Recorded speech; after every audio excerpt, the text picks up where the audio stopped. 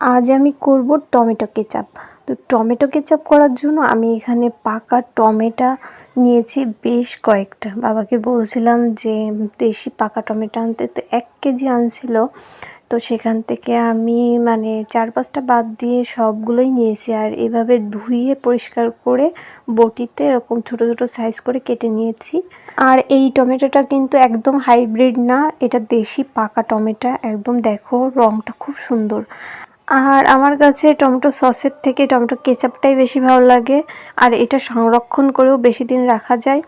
তো যাই হোক, আমি এর ভেতর কিন্তু পেঁয়াজ, আদা, রসুন পরিমাণ মতো করে নিয়ে নিয়েছি। এবার সব উপকরণগুলোকে আমি একসাথে জল দিয়ে ভালোভাবে সেদ্ধ করে নিব। তবে আমি এখানে কিন্তু শুকনো লঙ্কা দেইনি, তো তোমরা কিন্তু শুকনো লঙ্কাটাও দিতে পারো, যেহেতু আমি গুঁড়া দিব তো এই জন্য আর দেইনি।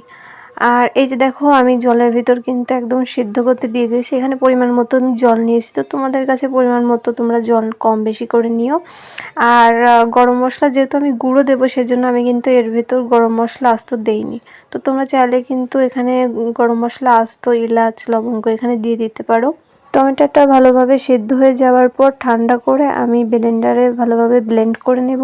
আর টমেটো কেচাপে কিন্তু কোনো তেলের দরকার পড়ে না, কিন্তু সসে কিন্তু তেলের দরকার পড়ে। এই জন্য সসটা বেশি দিন সংরক্ষণ করে রাখা যায় না, তাই আমার কাছে কেচাপটাই বেশি ভালো লাগে।